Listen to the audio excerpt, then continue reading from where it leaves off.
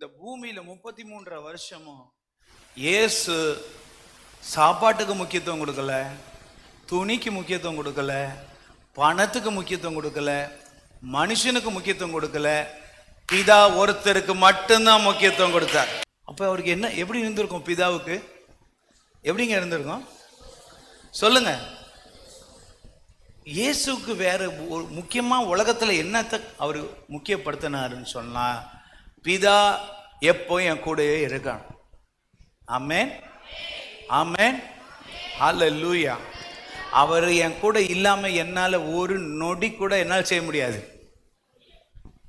இன்னைக்கு பணம் இல்லைன்னு கவலை, துணி இல்லைன்னு கவலை, வீடு இல்லைன்னு கவலை, வாசல் இல்லைன்னு கவலை, பைக் இல்லைன்னு கவலை, கார் இல்லைன்னு கவலை, பணம் இல்லைன்னு கவலை. ஆனா பிதா உனக்குள்ள இருக்காரான்னு கவலைப்பட்டிருக்கியா?